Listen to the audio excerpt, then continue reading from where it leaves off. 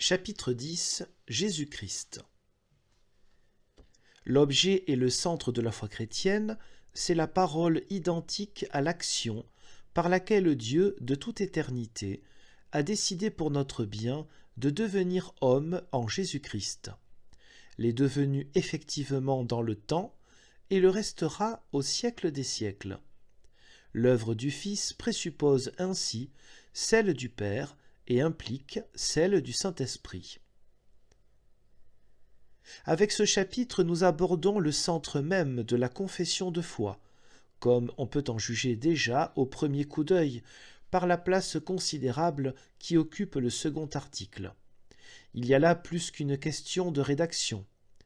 Déjà dans l'introduction, lorsqu'il a été question de la foi, et dans notre première partie, lorsque nous avons parlé de Dieu, le Père Tout-Puissant, Créateur du ciel et de la terre, nous n'avons pu faire autrement que de renvoyer constamment à ce centre. Notre explication du premier article eût manqué totalement de pertinence si nous ne l'avions pas sans cesse appuyé par anticipation sur le second. Ce dernier n'est pas simplement la suite du premier et la préface du troisième, mais bien la source lumineuse qui les éclaire l'un et l'autre. Historiquement, d'ailleurs, il est prouvé que le credo chrétien procède d'un texte primitif plus court et même d'une formule tout à fait brève, coïncidant pour l'essentiel avec le contenu de l'actuel second article. On suppose même que la confession de foi de l'Église primitive tenait en ces simples mots « Jésus-Christ est le Seigneur ». Le premier et le troisième article n'auraient été ajoutés que plus tard à ce noyau central. Ce processus historique n'est pas dû au simple hasard. Même d'un point de vue purement objectif, il n'est pas sans signification de savoir que le second article est historiquement la source des deux autres. Et chrétien, celui qui confesse le Christ.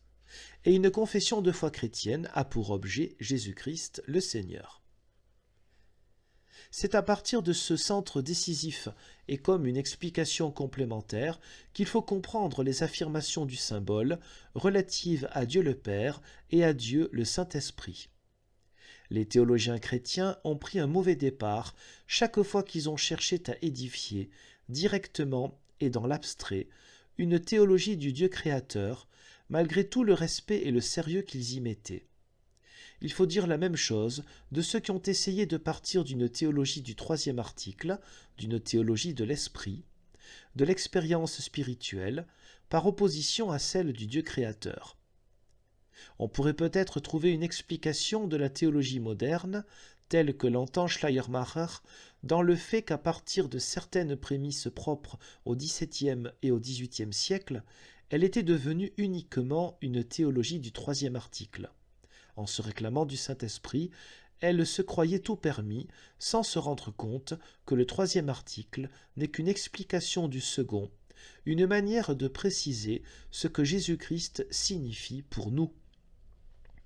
C'est à partir de Jésus-Christ seulement que nous pouvons essayer de voir et de comprendre de quoi il est question, dans l'optique chrétienne, lorsque nous abordons le grand problème, qui ne laisse pas de nous étonner et que nous ne pouvons formuler qu'en courant les plus graves risques d'erreur, de la relation entre Dieu et l'homme.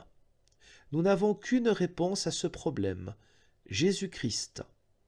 De même, nous ne pouvons comprendre la relation entre la création, la créature, l'existence d'une part, et l'Église, la rédemption, Dieu d'autre part, en partant d'une vérité générale ou des données de l'histoire des religions, mais uniquement à partir de la relation qu'exprime la personne de Jésus-Christ. C'est en lui que nous discernons ce que signifie Dieu au-dessus de l'homme, premier article, et Dieu avec l'homme, troisième article. C'est pourquoi le second article, la Christologie, est la pierre de touche de toute connaissance de Dieu, au sens chrétien du mot, le critère de toute théologie. Dis-moi quelle est ta Christologie, et je te dirai qui tu es. C'est ici que les chemins se séparent, c'est ici que se précisent les rapports entre la théologie et la philosophie, entre la connaissance de Dieu et la connaissance de l'homme, entre la révélation et la raison, entre l'Évangile et la loi, entre la vérité divine et la vérité humaine, entre le domaine de l'âme et celui du corps, entre la foi chrétienne et la politique. C'est ici que tout devient clair ou obscur, net ou confus. Nous sommes au centre. Et, si hors de portée, si mystérieux, si difficile que puisse nous paraître ce centre, que nous allons essayer de reconnaître maintenant, nous pouvons l'affirmer sans crainte, tout désormais devient extrêmement simple, élémentaire, enfantin. Oui, au moment même où, en tant que professeur de théologie systématique, mon devoir est de vous crier « Attention, c'est sérieux !» ou bien nous faisons de la science, ou bien nous tombons dans les pires niaiseries, il arrive que je me trouve parmi vous comme un moniteur d'école du dimanche devant ses petits élèves, avec un message qu'un enfant de 4 ans pourrait déjà comprendre. Dans un monde perdu, Christ est descendu. Chrétiens, réjouissez-vous. Le centre dont nous parlons, c'est la parole agissante, ou, si l'on veut, l'action de la parole de Dieu. D'emblée, je tiens à vous rendre attentif au fait qu'en ce centre vif de la foi chrétienne, l'opposition si fréquente entre la parole et l'action, la doctrine et la vie, n'a plus aucun sens. Car la parole, le logos, y est identique à l'œuvre, à l'ergon. Le verbum coïncide avec l'opus. S'agissant de Dieu et du cœur même de notre foi, ces différences qui nous paraissent si intéressantes, si essentielles, sont non seulement superflues, mais encore parfaitement absurdes. Dieu parle, Dieu agit, Dieu occupe le centre de tout, la vérité se traduit en acte, l'acte se manifeste avec la force de la vérité. La parole est action, une action telle qu'elle est elle-même parole, révélation. Quand nous prononçons le nom de Jésus-Christ, nous n'exprimons pas une idée.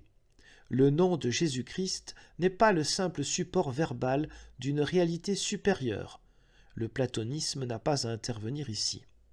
Il s'agit sous ce nom et sous ce titre de sa personne elle-même, non pas d'une personne fortuite, d'un fait historique accidentel, comme l'entend Lessing par exemple. Les vérités éternelles de la raison, voilà le type du fait historique accidentel. De même, le nom de Jésus-Christ ne sert pas à désigner un produit de l'histoire humaine. Les hommes ont toujours cru avoir fait une grande découverte lorsqu'ils réussissaient à démontrer que Jésus-Christ ne pouvait qu'être le point culminant de toute l'histoire. Piètre trouvaille, en vérité. Même l'histoire du peuple d'Israël ne saurait se prêter à une telle démonstration. Certes, a posteriori, il est permis et même nécessaire d'affirmer, chez cet homme, chez ce peuple, l'histoire s'accomplit. Mais elle le fait en suivant une ligne absolument nouvelle et scandaleuse du point de vue des faits historiques. Folie pour les Grecs, scandale pour les Juifs, 1 Corinthiens 1, 23. Enfin, le nom de Jésus-Christ ne recouvre pas un postulat de l'homme. Il ne désigne pas le produit de ses désirs les plus nobles, ni tel type de rédempteur créé par son malaise. L'homme n'est même pas capable par lui-même de reconnaître son malaise et son péché. Il lui faut d'abord connaître Jésus-Christ. C'est à sa lumière que nous voyons la lumière qui nous révèle nos propres ténèbres. Toute connaissance qui mérite ce nom, selon la foi chrétienne, procède de la connaissance de Jésus-Christ. Même le premier article prend un sens tout à fait nouveau quand nous le lisons dans la perspective de la foi en Jésus-Christ. Il confesse le Dieu créateur du ciel et de la terre, le Dieu éternel, inaccessible, caché, incompréhensible, dont le mystère domine absolument même celui du monde céleste. Et voici que le second article, lui, confesse une vérité apparemment contradictoire, dans tous les cas tout à fait insolite, dont seul le contenu du premier nous fait mesurer le caractère paradoxal et énigmatique. Dieu prend une forme, un nom retentit, un être humain prend la place du Très-Haut parmi nous. Le Dieu Tout-Puissant semble avoir perdu sa toute-puissance. Nous avons parlé de son éternité, de son ubiquité, et nous voici plongés dans le temps, en face d'un événement temporel et localisé, d'un devenir particulier dans la trame de l'histoire humaine, d'un fait dont le cadre est le début de notre être et un lieu tout à fait précis du globe terrestre. Après Dieu le Père, tel que le confesse le premier article, le même Dieu, issu de la mystérieuse unité de son être, se présente sous la figure du Fils. Désormais, Dieu est cet autre lui-même, à la fois identique et distinct.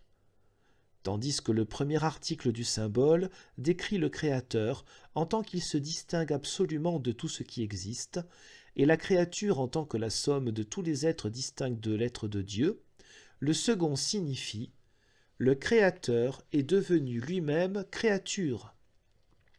Lui, le Dieu éternel, est devenu non pas la somme de toutes les créatures, mais bien une créature. Lui qui, de toute éternité, a décidé pour notre bien de devenir homme en Jésus-Christ, l'est devenu effectivement dans le temps et le restera au siècle des siècles. Voilà Jésus-Christ.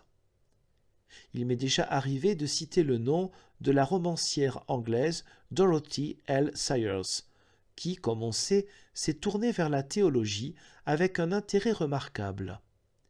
Dans un petit écrit, elle montre le caractère insolite, intéressant, inouï de cette nouvelle « Dieu s'est fait homme ».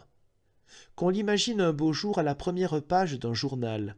Oui, il s'agit là d'une nouvelle vraiment sensationnelle, qui relègue toutes les autres en dernière page. C'est ce fait, infiniment bouleversant, incomparable et unique en son genre, qui constitue le centre du christianisme.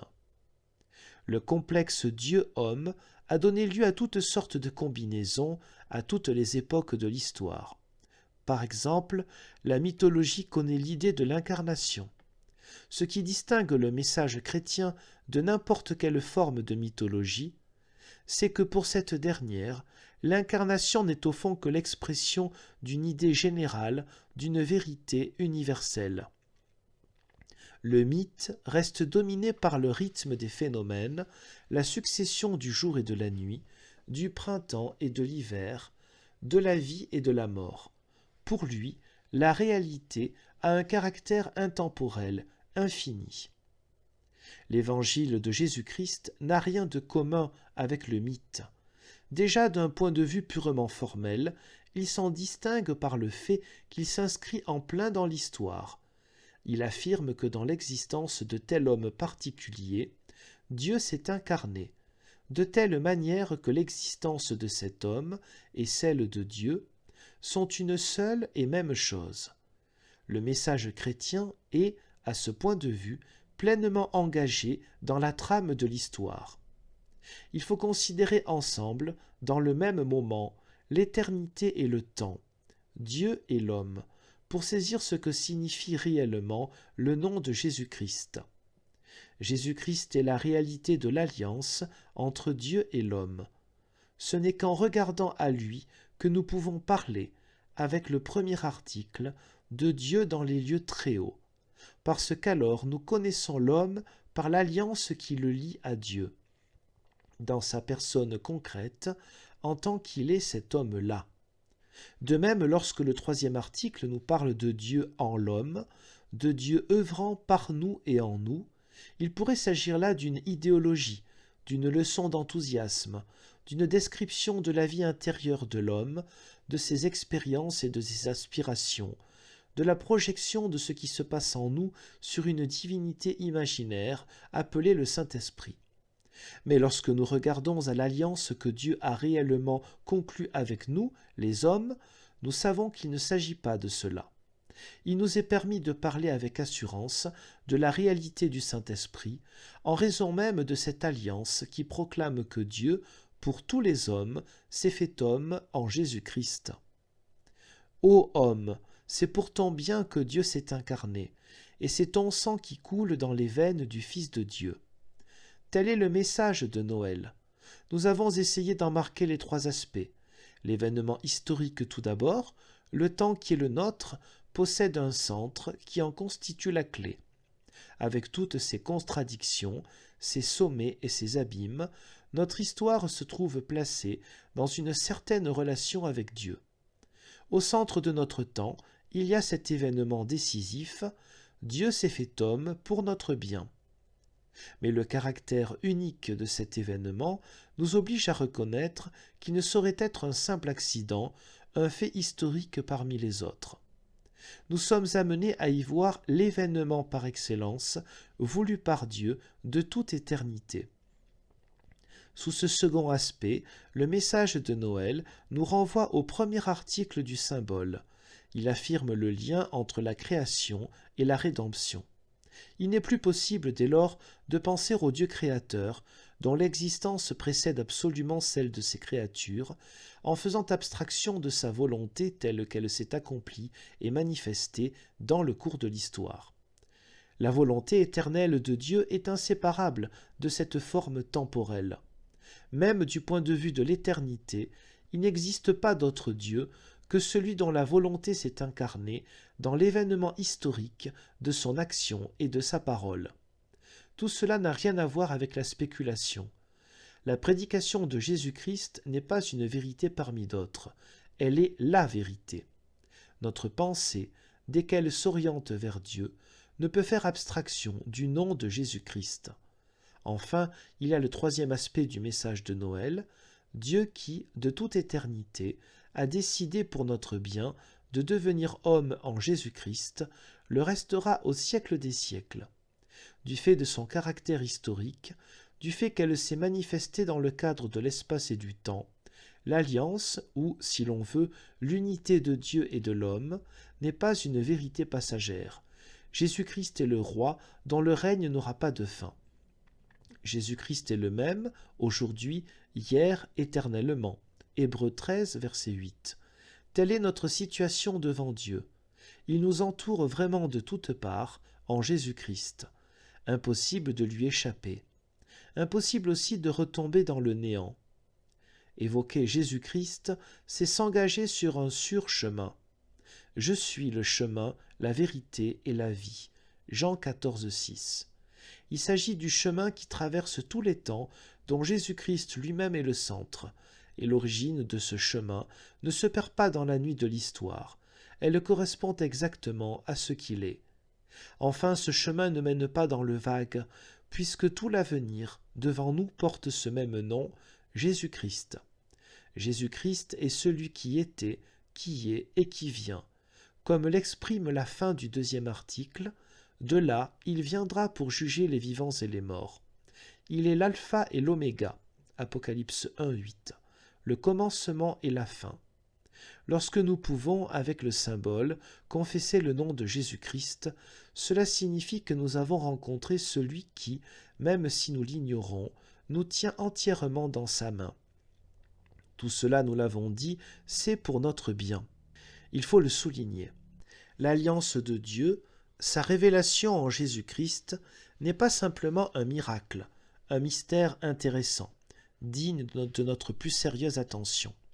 Certes, elle est aussi cela, mais nous n'y aurions certainement rien compris si nous nous imaginions pouvoir en faire un objet de pure contemplation intellectuelle. Quand bien même elle prétendrait s'appuyer sur le Nouveau Testament, tout entier, et donnerait lieu au plus beau discours, la connaissance pure, la gnose, ne serait qu'un airain qui résonne, une cymbale qui retentit. Le mot de Mélenchon est tout à fait juste dans ses Loci Communes en 1521, en dépit de l'usage abusif qu'on en a fait dans la théologie moderne, hoc est Christum cognoscere, benefica Christi cognoscere. En particulier, l'erreur de Ritschl et de son école a consisté à répudier complètement le mystère de l'incarnation pour présenter le Christ uniquement sous l'aspect d'un être exceptionnel dont l'homme peut tirer certains bienfaits, en ce sens qu'il représente pour lui une certaine valeur, entre guillemets. Or, on ne peut parler abstraitement des bienfaits du Christ. Il faut les connaître dans le concret pour pouvoir le reconnaître. S'il y a bienfait, il tient uniquement et exclusivement dans ce fait de révélation, Dieu s'est fait homme. Il s'est fait homme pour mon bien. Voilà le secours. Du fait qu'il y a eu cet acte de Dieu pour nous, son royaume est déjà là. Prononcer le nom de Jésus-Christ, c'est reconnaître que quelqu'un s'occupe de nous et que nous ne sommes pas perdus. Jésus-Christ est le salut de l'homme envers et contre tout ce qui peut assombrir sa vie, y compris le mal qui procède de lui. Il n'existe aucun mal qui ne soit déjà changé en bien par l'événement de l'incarnation de Dieu. Il ne reste finalement jamais rien d'autre à faire qu'à redécouvrir sans cesse qu'il en est bien ainsi. Notre vie n'est pas une sombre énigme, nous vivons par celui qui, dès avant notre naissance, nous a été miséricordieux. S'il est vrai que nous vivons loin de Dieu, s'il est vrai que nous sommes des ennemis et des rebelles, il est encore plus vrai que Dieu nous a préparé le chemin de la réconciliation bien avant que nous n'entrions en lutte contre lui. Et s'il est vrai qu'en regard de son éloignement de Dieu, l'homme ne peut être considéré que comme un être désespérément perdu, il est encore infiniment plus vrai que Dieu a agi et agira pour nous de telle sorte qu'il y ait pour toute perdition un salut préparé. Telle est la foi à laquelle nous sommes appelés dans l'Église par le Saint-Esprit. Il se trouve que tous nos sujets de plainte, mais aussi tous ceux dont on peut nous accuser à bon droit, tous les soupirs des hommes, toutes leurs lamentations et tout leur désespoir, dont nous ne contestons pas la légitimité, se distinguent radicalement de toutes les formes de l'amertume, en ceci, c'est que réduit à notre rôle d'accusé ou d'accusateur, notre force de protestation réside dans le fait que nous nous reconnaissons les objets de la miséricorde divine. C'est uniquement lorsqu'il nous est donné de mesurer la profondeur de ce que Dieu a fait pour nous que nous pouvons prendre conscience de notre misère. Car qui connaît la réelle détresse de l'homme, sinon celui qui connaît l'authentique miséricorde de Dieu? L'œuvre du Fils présuppose celle du Père et implique celle du Saint-Esprit comme conséquence. Le premier article indique l'origine, le troisième le but de notre marche, le second, lui, est le chemin où il nous est donné de marcher par la foi et qui déroule devant nous l'œuvre de Dieu dans sa plénitude.